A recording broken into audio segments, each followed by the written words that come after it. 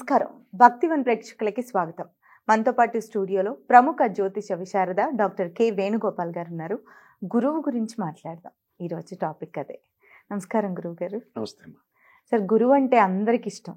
గురుబలం అంటారు. గురువు అందరికీ మంచి చేస్తాడని. జ్యోతిష శాస్త్రంలో గురువుకున్న ప్రాముఖ్యత ఏంటో వివరంగా చెప్పండి. జ్యోతిష్ శాస్త్రంలో గురువుని రాజగురువుగా, విద్యా గురువుగా, అలా అందరికీ గురువుగా మనం ఆయనకి గౌరవాన్ని ఇచ్చేటువంటి స్థానం ఉందమ్మా. చాలా సందర్భాల్లో అన్నిటికీ ఆయన సలహాలు తీసుకోవడం, ఆయన దగ్గర అన్ని రకాల ముహూర్తాలు చూసుకోవడం.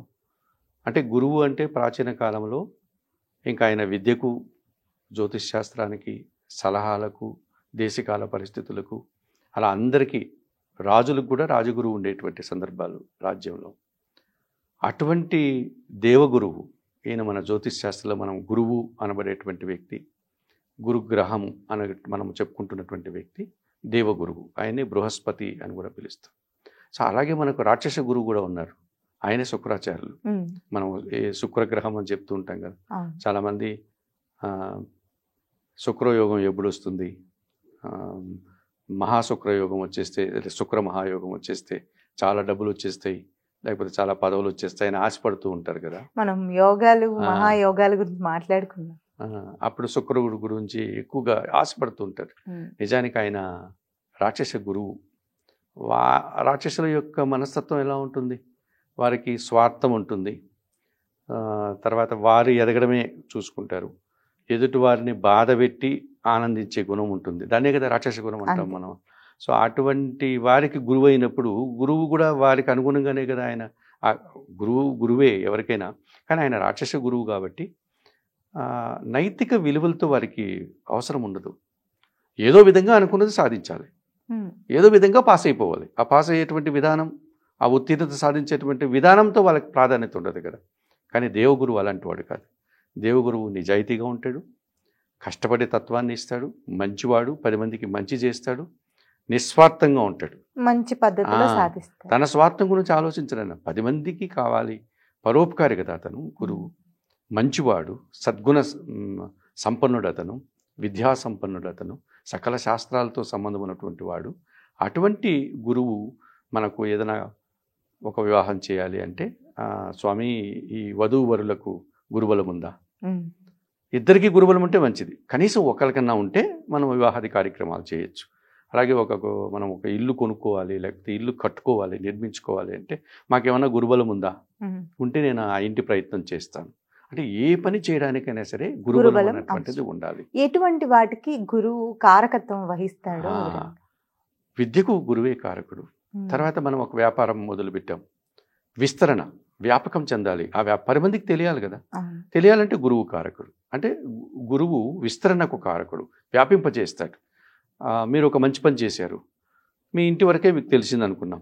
అది మీ ఇంటి వరకే కాకుండా ఆ ఊరికి, ఆ దేశానికి, ప్రపంచానికంతా తెలియజేసేవాడు గురువు.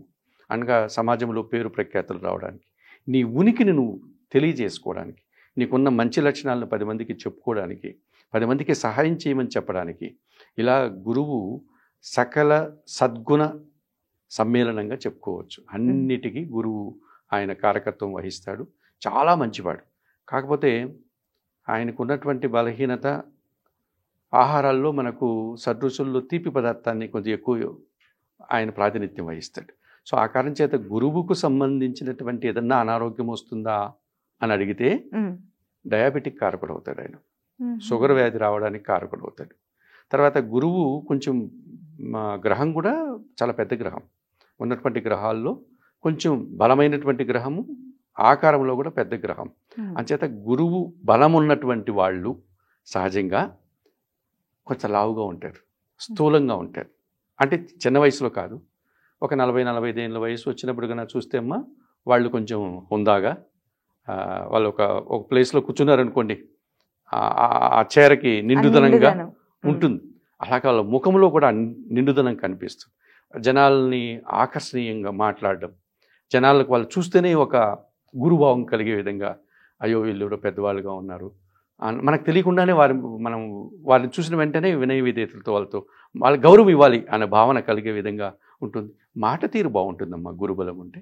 చక్కగా మాట్లాడతారు, ఎదుటి వాళ్ళని బాధ పెట్టకుండా ఉంటారు. తర్వాత ఎవరైనా బాధల్లో ఉండి వాళ్ళ దగ్గరికి వెళ్తే చక్కటి ఉపశమనం, బాగా వాళ్ళు అమ్మయ్య నా బరువంతా దిగిపోయింది మీతో మాట్లాడిన తర్వాత, నాలో ఉండే అనుమానాలన్నీ పోయినాయి, నేను హ్యాపీగా వెళ్తున్నాను. మనం ఒక డాక్టర్ దగ్గరకో లేకపోతే గురువు దగ్గరకు పోయినప్పుడు ఆ భావన కలుగుతూ ఉంటుంది. అంతటి లక్షణం అంతా కూడా గురువు వహిస్తాడు. మరి రాశి చక్రంలో గురువు స్థానాల గురించి చెప్పండి గురువు. సహజంగా ధనుసు రాశికి అధిపతి ఆయన, తర్వాత మీన రాశికి అధిపతి వహిస్తారు. కర్కాటక రాశిలోనికి గన ఈయన వస్తే ఉచ్చ స్థానం, అది మరింత బలం పెరుగుతుంది.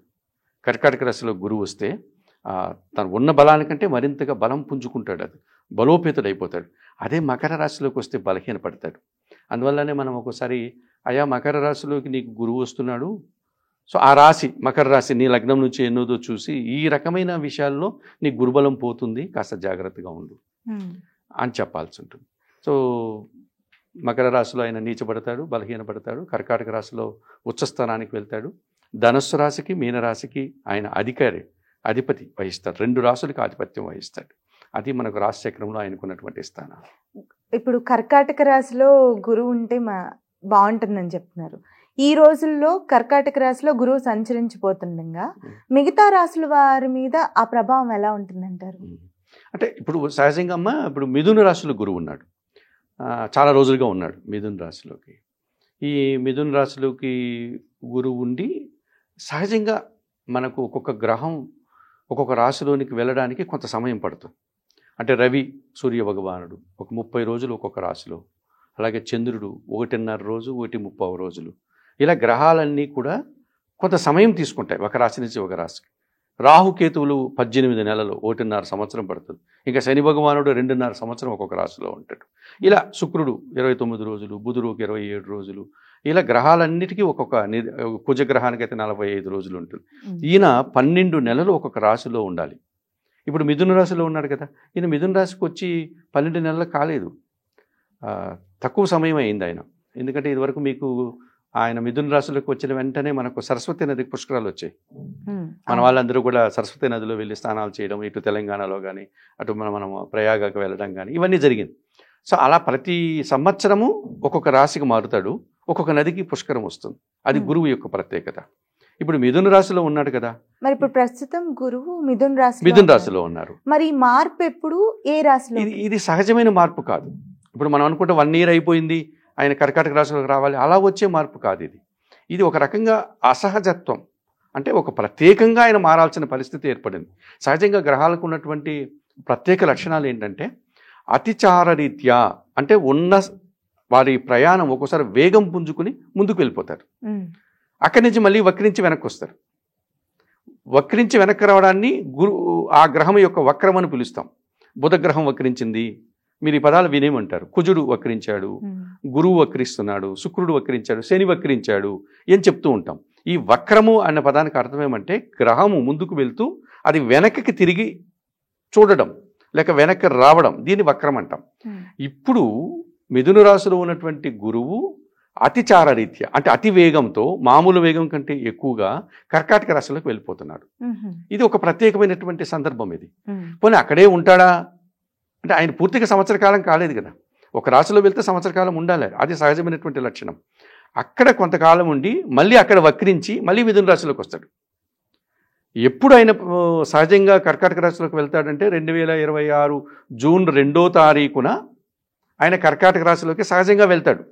వెళ్ళి అక్కడ కర్కాటక రాశిలో ఒక సంవత్సర కాలం ఆయన ఉంటాడు. అప్పుడు మనకు యమునా నదికి పుష్కరాలు వస్తాయి. మీకు జూన్ నెల 2వ తారీఖున ఆయన కర్కాటక రాశిలోకి వచ్చినప్పుడు జూన్ నెల 2 నుంచి జూన్ నెల 13 వరకు మనకు 12 రోజులు పుష్కరాలు. యమునా నది ఎక్కడుంది మనకు?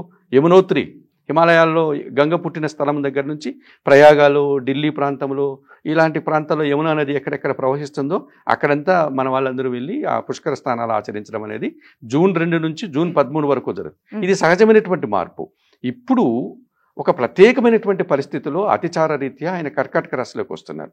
అది ఎప్పుడు వస్తున్నాడంటే ఈ అక్టోబర్ నెల 18వ తారీఖు 18th రోజున సాయంత్రం, ఆ రోజు శనివారం 7:45 నిమిషములకు పునర్వసు నక్షత్రం 4వ పాదం ద్వారా కర్కాటక రాశిలోకి వస్తున్నాడు.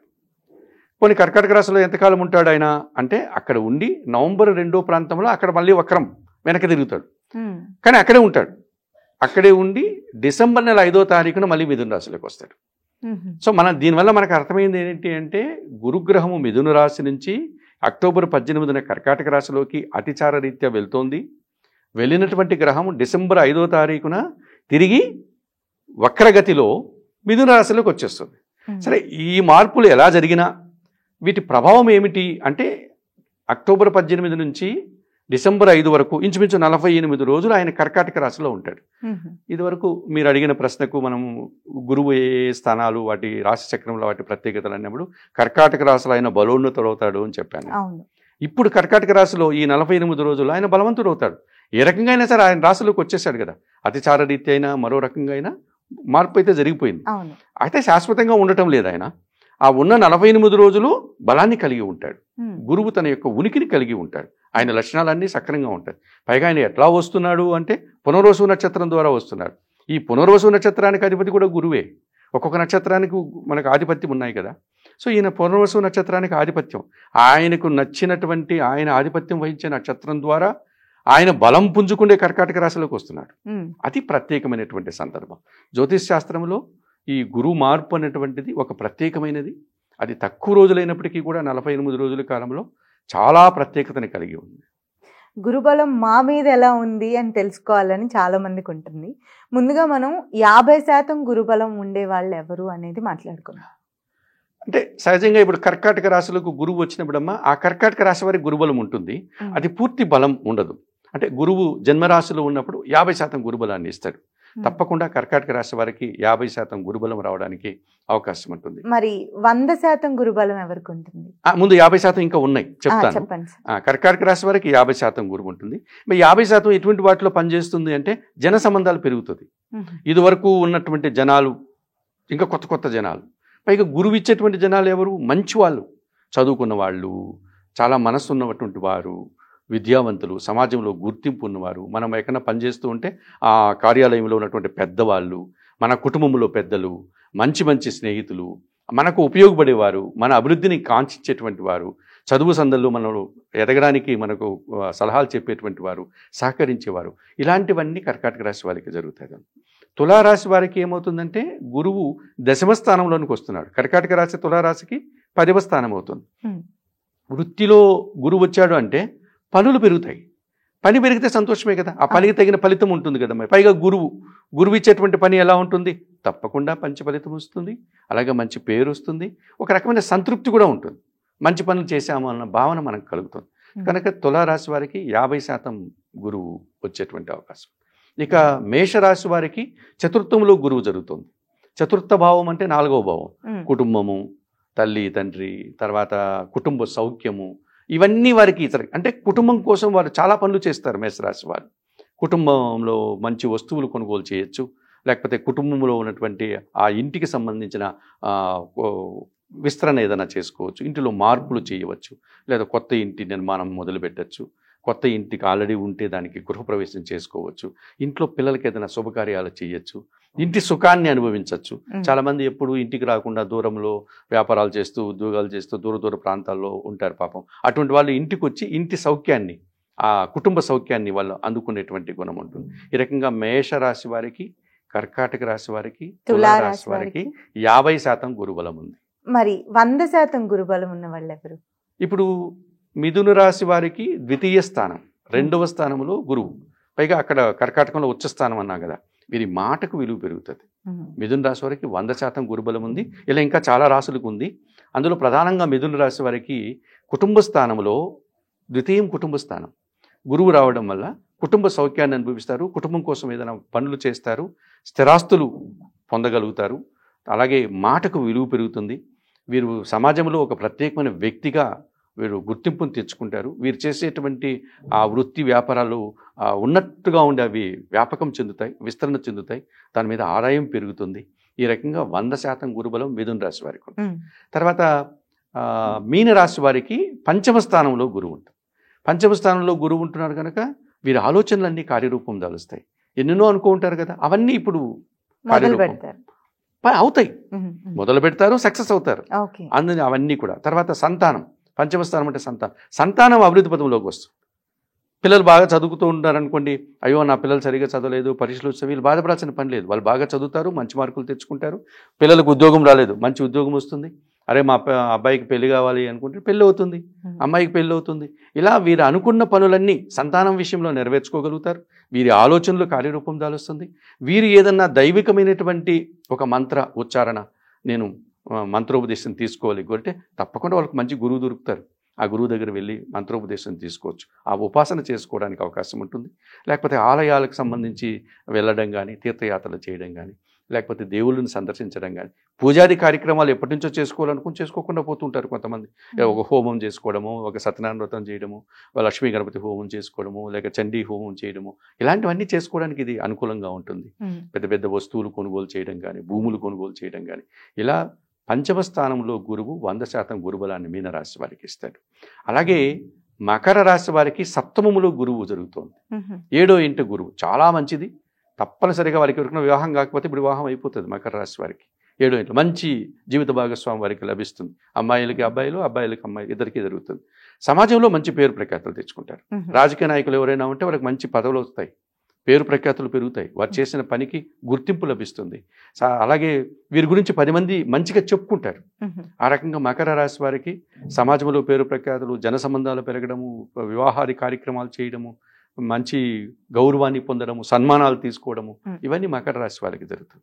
ఇక వృశ్చిక రాశి వారికి భాగ్యములో గురువు జరుగుతోంది కనుక వీరి మాటకు విలువ పెరుగుతుంది, వీరి ఆలోచనలు కార్యరూపం దాలుస్తుంది. భాగ్యస్థానం అంటే పూర్వపుణ్యం. మీరు తెచ్చుకున్నటువంటి ఆ పూర్వపుణ్యం అంతా ఇప్పుడు యాక్టివేషన్ అవుతుంది. అంటే ఇప్పుడు బ్యాంకులో మన డబ్బు పెట్టుకున్నామమ్మా, దాన్ని పెట్టుకున్నాము, అవసరం వచ్చినప్పుడు ఖర్చు పెడతాం, ఇప్పుడు ఖర్చు పెడుతున్నాం. అలాగా వారికి ఆ పూర్వ పుణ్యం అనేటువంటిది భాగ్యస్థానంలో గురువు ఉంటే ఇప్పుడు దాన్ని ఖర్చు పెట్టి ఆ ఫలితాన్ని వాళ్ళు అనుభవిస్తారు. కనుక వాళ్ళకి పదోన్నతులు, ఉద్యోగంలో పదోన్నతులు రావడానికి అవకాశం ఉంటుంది, నిరుద్యోగులకు ఉద్యోగం రావడానికి అవకాశం ఉంటుంది, తండ్రి సహకారం బాగా ఉంటుంది, సమాజంలో గుర్తింపు ఉంటుంది, ఆరోగ్యవంతులు అవుతారు. ఈ రకంగా వృశ్చిక రాశి వారికి కూడా చాలా బాగుంటుంది. ఇక కన్యా రాశి వారికి లాభస్థానంలో గురువు. లాభం అంటే ఏ రాశి అయినా హెల్ప్ చేస్తుంది మనకు. ఏ గ్రహమైనా, ఏ రాశిలో ఏ గ్రహమైనా లాభంగా ఉంటే తప్పనిసరిగా ఆ గ్రహం ఇచ్చేటువంటి కారకత్వాలు ఇస్తుంది. ఇప్పుడు 11వ ఇంట్లో లాభస్థానంలో కన్యా రాశి వారికి గురువు ఉండడం వల్ల పరీక్షల్లో ఇదివరకు తప్పిపోయిన వాళ్ళందరూ ఇప్పుడు ఉత్తీర్ణులు అవుతారు. తర్వాత కాంపిటేటివ్ పరీక్షల్లో సక్సెస్ అవుతారు. ఉద్యోగం కోసము ఇంటర్వ్యూలకు వెళ్తే అందులో విజయం సాధిస్తారు. అన్ని రకాల లాభాన్ని పొందగలుగుతారు. ఆర్థికంగా ఎదుగుతారు, పదవులు పెంచుకోగలుగుతారు, విద్యార్హతలు పెంచుకోగలుగుతారు, నూతన ఉద్యోగాలు, ఉన్న ఉద్యోగంలో పదోన్నతులు, ఇలా అన్ని రకాలుగా కన్యారాశి వారికి గురువు రావడం వల్ల మంచి పేరు ప్రఖ్యాతులు తెచ్చుకుంటారు. వారి మాటకు విలువ పెరుగుతుంది, సమాజంలో గుర్తింపును తెచ్చుకుంటారు. ఇలాగా మీకు మిథున రాశి వారికి, మీనరాశి వారికి, కర్కాటక రాశి వారికి, వృశ్చిక రాశి వారికి, తర్వాత కన్యా రాశి వారికి, వీళ్ళందరికీ కూడా గురువు 100% గురుబలాన్ని ఇస్తున్నాడు. ఈ కర్కాటక రాశిలోకి రావడం వల్ల డిసెంబర్ 5 వరకు ఆయన అక్కడ ఉంటాడు. మనం 50% గురుబలం ఉన్న వాళ్ళ గురించి మాట్లాడుకున్నాం, 100% గురుబలం ఉన్న కొన్ని రాశుల గురించి మాట్లాడుకున్నాం. అసలు గురుబలమే లేని రాశుల పరిస్థితి ఏంటి, వాళ్ళకి పరిహార మార్గం ఏంటి? సహజంగా గురువు అనేవాడు పూర్తిగా ఆయన దాని ఏమంటాం రిక్త హస్తాలు అయితే చూపించడమ్మా. గురుబలం లేదని పదం వాడుతాం కానీ గురువు మంచివాడు కదా, ఎంతో కొంత చేస్తాడు. కాకపోతే ఎక్కువ మంచి చేయలేని వాడు అని చెప్పుకున్నాం. గురుబలం లేదు అన్న వాళ్ళకి ఎక్కువ సహాయం చేయలేడు ఆయన. అటువంటి వాళ్ళు ఎవరు అంటే సింహరాశి వారు. సింహరాశి వారికి 12వ ఇంట్లో గురువు వచ్చేసాడు. 12వ ఇంట్లో గురువు వస్తే వ్యయం కదా, అందువల్ల ఖర్చులు పెరుగుతాయి. ఆ ఖర్చులు పనికిరాని ఖర్చులు కాదు, మళ్ళీ ఒక ఇంటి నిర్మాణం కోసము, ఇంటికి వస్తువులు కొనడం కోసము, వీళ్ళ ఆరోగ్యం తెచ్చుకోవడం అంటే అనారోగ్యం నుంచి బయటపడడం కోసము, లేదా పిల్లల చదువుల కోసము, ఇలా ఉపయోగపడేవే కానీ ఖర్చులు భారం పెరుగుతుంది, వ్యయం పెరుగుతుంది. అలాగే విపరీతంగా పనిచేస్తారు సింహరాశి వాళ్ళు. వ్యయంలో గురువు ఉంటే పని పెరిగిపోతుంది. ఆ పని, శ్రమ, అలాంటి ఇబ్బందులు. ఒక్కొక్కసారి కొన్ని విద్యా సంబంధమైన విషయాల్లో ప్రతికూల ఫలితాలు రావడానికి అవకాశం, అంటే వీరు ఊహించినంత మార్కులు రాకపోవడం, అట్లాంటి ఇబ్బందులు వస్తుంటాయి. అట్లా సింహరాశి వారికి కొంచెం బాగా గురుబలం తగ్గిపోతుంది. ఒక విధంగా మనం మామూలు మాటలు అయితే గురుబలం లేదు అని చెప్పుకోవడానికి అవకాశం ఉంటుంది. ఇక మనకు అలాంటి పరిస్థితి ధనుస్సు రాశి వారికి వస్తుంది. ధనుస్సు రాశి వారికి అష్టమములో గురువు. అష్టమం ఎవరికి పెద్దగా ఉపయోగపడదు కనుక అనారోగ్య సమస్యలు రావచ్చు. గురువు ఇచ్చేటువంటి అనారోగ్యం ఏమిటి అంటే డయాబెటిక్. ఒకవేళ ఒక 45-50 ఏళ్ళ వాళ్ళకి అది ఉంటే ఆ లక్షణాలు వాళ్ళకి ఆ డయాబెటిక్ రోగం వచ్చేటువంటి లక్షణాలు కనుక ఉంటే మనం బర్త్ చార్ట్ చిన్నప్పుడు పుట్టిన బిడ్డకే చెప్పచ్చు, వీడికి భవిష్యత్తులో డయాబెటిక్ వస్తుందని చెప్పారు. ఆ జ్యోతిష్ శాస్త్రంలో ఉన్నటువంటి గొప్పతనం అది. సహజంగా ఏంటంటే మనకు అనారోగ్యం చేసింది అనుకోండి, మనం ఏం చేస్తామమ్మా, డాక్టర్ దగ్గరికి వెళ్తాం, ఆ వైద్యుడి దగ్గరికి వెళ్ళి ఆ పరీక్షలు అది చేయించి ఈ రోగం వచ్చింది నిర్ధారణ చేసుకొని, మనకు రోగమో ఏది తెలియదు కదా, అనారోగ్యము బాధ అది చెప్తాం, అనారోగ్యం బాగాలేదు ఒక డాక్టర్ దగ్గరికి వెళ్తాం, ఇలా ఇబ్బంది పడుతున్నాను డాక్టర్ గారు ఆయన చెప్తాం. అప్పుడు ఆయన ఏం చేస్తారు, కొన్ని టెస్టులు చేసి చేసి నీకు ఈ రోగ నిర్ధారణ అని చేస్తాడు, ఏ రోగమో తెలుసుకుంటాం. తర్వాత దానికి ట్రీట్మెంటు ఆయన ఏదో మా మందులు వాటికి మనం తీసుకోవాల్సిన డైట్ కంట్రోల్ అవన్నీ చెప్తాడు. కానీ జ్యోతిష్ శాస్త్రము పుట్టిన బిడ్డకి ఈ రోగం రాబోతుందని చెప్తుంది. అది గొప్పతనం. రోగం వచ్చిన వాడి దగ్గరికి వెళ్తే ఆయన దాన్ని నిర్ధారణ చేసి మనం అనారోగ్యం కోసం మందులు అవన్నీ ఇస్తున్నాడు. కానీ జ్యోతిష్ శాస్త్రము నీకు భవిష్యత్తులో ఈ రోగం వస్తుందని చెప్తుంది. నీ జాతకాన్ని చూసి పుట్టిన బిడ్డకి వీడికి 40-50 ఏళ్ళకి డయాబెటిక్ అవుతాడు, లేకపోతే ఈ రకమైన ఇబ్బంది వస్తుంది, వీడికి యాక్సిడెంట్ జరగడానికి అవకాశం ఉంది, సో వీడు 2 వీలర్లు 4 వీలర్ల విషయంలో జాగ్రత్తగా ఉండాలి. ఇవన్నీ ముందుగా చెప్పడం వల్ల మనం ఏంటి, అది రాకుండా జాగ్రత్తలు తీసుకోవచ్చు. తప్పదు, వస్తుందన్నా కానీ ఇంకొంచెం ప్రభావం కాస్త తగ్గించుకోవచ్చు, పోస్ట్ పోన్ కూడా చేయొచ్చు కదా. 40 ఏళ్ళకి మనకు డయాబెటిక్ వచ్చేస్తుంది అని తెలిసినప్పుడు మనం జాగ్రత్తగా ఉంటే అది 45 వరకు 50 వరకు దాన్ని మనం పోస్ట్ పోన్ చేసుకుంటూ మన ఆరోగ్యాన్ని కాపాడుకోవడానికి అవకాశం ఉంటుంది. అంతటి గొప్ప సూచన జ్యోతిష్ శాస్త్రం చేస్తుంది. అందువల్ల ఈ గురువు డయాబెటిక్ వస్తుంది అని చెప్తుంది, ఎప్పుడో చెప్పేసింది ఆల్రెడీ. అది ఎప్పుడు వస్తుంది గురుగారు అన్న ప్రశ్న ఉంటుంది కదా. ఈ అబ్బాయికి పుట్టిన జాతకం చూస్తూ ఈ అబ్బాయికో అమ్మాయికో డయాబెటిక్ అవుతుంది అంటాం, ఎప్పుడు వస్తుంది గురుగారు, నెక్స్ట్ క్వశ్చన్ అదే కదా మనం అడుగుతాం. 40 ఏళ్ళు 50 ఏళ్ళు పట్టచ్చమ్మా, ఇప్పుడేం కాదులే చిన్నవాడే కదా అని చెప్తాం. ఒకసారి పుట్టిన బిడ్డలకే వస్తుంది, అది వేరు విషయాలు అనుకోండి. అది ఇప్పుడు 40 ఏళ్ళ తర్వాత ఎప్పుడు వస్తుంది అన్నప్పుడు అష్టంలో గురువు వచ్చినప్పుడు డయాబెటిక్ వస్తుంది, అది మనకి ఇండికేషన్, సూచన. ఈ రకంగా ధనుస్సు రాశి వారికి అష్టమ గురువు, సో అనారోగ్య లక్షణాలు ఉంటుంది, ఆర్థిక సమస్యలు. అష్టములోకి గురువు పోయినప్పుడు గురువు ధనకారకుడు, గురువు జీవకారకుడు, సంతానానికి సంబంధించిన విషయాల్లో ఏదైనా ఇబ్బందులు రావచ్చు. పిల్లలు లేరనుకోండి, అది మళ్ళీ పోస్ట్ పోన్ కావడం, ఆ పిల్లలు కలగకుండా కొన్ని రోజులు అష్టమ గురువు పోయేంత వరకు ఇలాంటి సమస్యలు రావడానికి వారికి అవకాశం ఉంటుంది. ఇక కుంభరాశి వారికి షష్టమములో గురువు, షష్టంలో గురువు కాంపిటేటివ్ స్పిరిట్ని ఇవ్వడు, అంటే పరీక్షలు రాయడానికి ధైర్యాన్ని ఇవ్వడు, ఇంటర్వ్యూలు చేసేటప్పుడు కొద్ది ఇన్ఫీరియర్గా ఫీల్ అవుతూ ఉంటారు, ఇటువంటి ఇబ్బందులు ఇస్తాడు. ఆయన కూడా కొద్ది అనారోగ్యం ఇవ్వడానికి కారకుడు అవుతాడు. అంటే ఉన్నట్టుగా ఉంటే శరీరము, ఈ మధ్యకాలంలో నేను బాగా లావ్ అయిపోయాను, బరువు పెరిగిపోయాను అని అంటూ ఉంటారు. దీనికి అది మనం చూసుకోవాలి, వీరికి గురువు ఏమన్నా అష్టంలోకి వచ్చాడా, లేకపోతే గురువు ఏమన్నా షష్టంలోకి వచ్చాడా, 6వ ఇంటికి వచ్చాడా, అందువల్ల వీళ్ళకి ఆ లక్షణాలు అంటే క్రమశిక్షణ లోపిస్తుంది. వాకింగ్ చేయడమో యోగా చేయడమో ఇది మానేస్తారు. ఈ గురువు 6వ ఇంటికి బద్ధకం వచ్చేస్తుంది, ఆ డిసిప్లిన్ క్రమశిక్షణ పాడు చేసుకుంటారు, పరీక్షల్లో సరిగా చదవరు, ఇలాంటి ఇబ్బందులన్నీ కూడా వారికి రావడానికి అవకాశం ఉంటుంది. ఇక వృషభ రాశి వారికి తృతీయములో గురువు. సహజంగా మనకు 3వ ఇంట్లో గురువు ఉంటే సహకారం, కానీ గురువు 3వ ఇంట్లో వస్తే సహకారం ఉండదు. మనకు సహకరించాల్సిన వాళ్ళు సహకరించరు. మనం ఎవరైతే మనకు సహకరిస్తారో మనం ఆయన దగ్గరికి వెళ్దాం, ఆయన మంచి సలహా ఇస్తారు, లేక ఆయన మంచి సహాయం చేస్తారు అని మనం ముందే అనుకుంటాము. డెఫినెట్గా వాళ్ళు సహాయం చేయరు 3వ ఇంట్లో గురువు వస్తే. అంటే వాళ్ళు చేయకూడదని కాదు, వారికి కూడా చేయలేని పరిస్థితులు ఏర్పడతాయి. మీరు సహాయం అడిగారు, మీకు సహాయం చేయడానికి ఆయన సిద్ధంగా ఉన్నాడు, కానీ సహాయం చేయలేని పరిస్థితులు ఆయనకు వచ్చాయి. అయ్యో మీకు చేద్దామంటే నాకు ఇలా ఉందమ్మా, నేను ఇప్పట్లో చేయలేను, ఇంకొకసారి చేస్తాను అంటారు. అంటే ఇట్లాంటి వ్యతిరేక వాతావరణం, ఒక ప్రతికూల పరిస్థితులు వృషభ రాశి వారికి తృతీయములో గురువు ఉండడం వల్ల ఏర్పడడానికి అవకాశం ఉంటుంది. కనుక సింహరాశి వారికి, ధనస్సు రాశి వారికి, కుంభరాశి వారికి, వృషభ రాశి వారికి, ఈ 4 రాశులకి గురుబలం బాగా తగ్గిపోతుంది. మామూలు మాటల్లో చెప్తే గురుబలం లేదు అని చెప్పడానికి అవకాశం. మరి పరిహారం గురువు గారు? సహజంగానే మనకు గురువులు అంటే విద్యాబుద్ధులు నేర్పినటువంటి వారు, సమాజంలో గురువులుగా చెప్పుకున్నటువంటి మనకు నచ్చిన గురువులు, మన బంధువుల్లో కూడా మన వాళ్ళు కుల పెద్దలను, అలాంటి మత పెద్దలని కొంతమంది, వాళ్ళంతా గురువులతో సమానమే. మనకు హైందవ సంస్కృతిలో ఆది గురువులు 2 ఉన్నారు. వారు వైష్ణవు గురువు, అంటే సాక్షాత్తు విష్ణువే గురు రూపం దాల్చిన వారు హయగ్రీవ స్వాములు వారు. ఒక అశ్వరూపంలో ఉంటారు స్వామి, ఆయన ఆది గురువు. నెక్స్ట్ మనకు శైవ గురువుగా చెప్పుకోగలవారు సాక్షాత్తు పరమశివుడే గురు రూపం దాల్చిన వారు దక్షిణామూర్తి. వీళ్ళిద్దరినీ ఆరాధించుకోవాలి. హయగ్రీవ స్వామి ఆరాధన, హయగ్రీవ స్వామి స్తోత్ర పారాయణం, అలాగే దక్షిణామూర్తి ఆరాధన, దక్షిణామూర్తి శ్లోకాలన్నీ కూడా ఆ స్తోత్రాలన్నీ పారాయణం చేయడం, వారికి నచ్చినటువంటి నైవేద్యము శనగలు, వాటిని నైవేద్యంగా చేసి వారికి సమర్పణ చేస్తే గురుబలం మనకు కొంచెం పెరుగుతుంది. లేని గురుబలాన్ని మనం మరింతగా తెచ్చుకోవడానికి అవకాశం ఉంటుంది.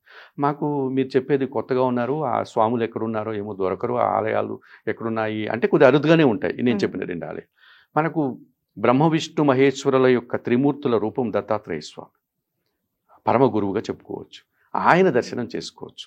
దత్తాత్రేయ స్వామి వారి గురువులు అన్ని ఆల్మోస్ట్లు మనకు దొరికేదానికి అవకాశం ఉంటాయి, అందుబాటులో ఉంటాయి. ఆయనకి సంబంధించినటువంటి ఆయన జీవిత చరిత్ర, గురు చరిత్ర పుస్తకం ఉంది, దాన్ని పారాయణం చేయొచ్చు. గురువారం మొదలుపెట్టి రాబోయే బుధవారం వరకు 7 రోజులు గురు చరిత్ర చదువుకోవచ్చు. మీకు ఆ గురు చరిత్ర పుస్తకాన్ని కన్నా తీసుకుంటే రోజుకి ఎన్ని పేజీలు చదవాలా కూడా అందులో ఇండికేషన్ ఉంటుంది. గురువారం రోజు ఒక 38 పేజీలు, శుక్రవారం రోజు ఒక 40 పేజీలు, ఇలా కరెక్ట్గా 7 రోజులకి ఆ పుస్తకం అంతా మనం పారాయణం పూర్తి చేసుకోవచ్చు. నిష్ఠగా క్రమశిక్షణతో మనము ఆ గురు చరిత్ర పారాయణం చేసిన గురుబలం రావడానికి అవకాశం ఉంటుంది. ఆడ 7 రోజులు గురు చరిత్ర చదివి దత్తాత్రేయ స్వామి వారిని దర్శనం చేసుకొని పసుపు వర్ణపు పండ్లు కానీ లేకపోతే శనగల నైవేద్యం కానీ పెట్టామనుకోండి, తప్పకుండా గురుబలం వస్తుంది. ఇంకా మనకు సమాజంలో చాలామంది గురువులు ఉన్నారమ్మా. వాళ్ళందరికీ కూడా మనము, మీకు తెలియదు ఏమి లేదు, చాలామంది మనకు గురుదేవుళ్ళు ఉన్నారు. వాళ్ళకి మీ నచ్చిన గురుదేవులకి ఆలయాలకు వెళ్ళొచ్చు. మనకు విద్యాబుద్ధులు నేర్పినటువంటి ప్రతి వారు గురువులే. చిన్నప్పుడు మనకు స్కూల్లో నేర్పించిన పిల్లలు, మనం పిల్లలుగా ఉన్నప్పుడు నేర్పించిన గురువులు ఉంటారు. వాళ్ళు ఇప్పుడు పెద్దవాళ్ళు అయిపోయి ఎక్కడో తిరుగుతూ ఉంటారు, అంటే వాకింగ్ చేసుకుంటూ పార్కుల దగ్గర ఆడైనా మన చుట్టుపక్కల కూడా ఉండొచ్చు మన గురువు. వాళ్ళని గుర్తించి వాళ్ళకి పాదాలకు నమస్కరించి వారికి ఏదైనా పసువర్ణ పండ్లు లాంటివి సమర్పణ చేసి, నేను మీ విద్యార్థిని, మీ దగ్గర చదువుకున్నాను అంటే వాళ్ళు బహుశా మర్చిపోయి ఉండొచ్చు, మనం ఇప్పుడు పెద్దవాళ్ళం అయిపోయి ఉంటాం కదా.